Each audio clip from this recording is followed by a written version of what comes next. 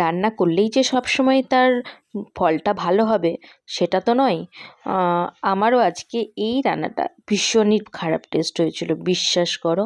আমি জানি না, মানে আমার এত খিদে পেয়েছিল, সেই খিদের মাথাতে আমি রান্নাটা করতে গেছিলাম যে তাড়াতাড়ি করে খাবো, কিন্তু তার জন্য আমি অনেকগুলো স্টেপ মিস করেছি, যার জন্য আমি একদমই ভালো লাগেনি খাবারটা খেতে। দেখো, আমি পাউরুটিগুলোকে চারিপাশ দিয়ে কেটে নিয়ে ওর উপর দিয়ে একটু দুধ দিয়ে দিচ্ছি, এবং এই দুধটা দিয়ে দুপাশেই ভালো করে আমি উল্টে দিয়ে ভালো করে দুধটা দিয়ে একটু ভিজিয়ে দেওয়ার চেষ্টা করছি। এবার কড়াইতে আমি ওই দুধ আর সামান্য একটু চিনি দিয়ে দিয়েছিলাম। এবার ওইটা একটু ফুটতে শুরু করলে ওর মধ্যে ওই যে ভেজানো পাউরুটিটা দিয়ে দিয়েছি। দিয়ে তারপরে আমি দুধটা শুকানোর চেষ্টা করছি, যতটা শোক করার জন্য আমি খুবই কম আঁচে বসিয়েছিলাম।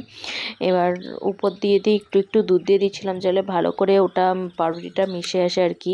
কিন্তু যখন আমি তুলতে গেলাম তখনই হলো কেলেঙ্কারি, যা!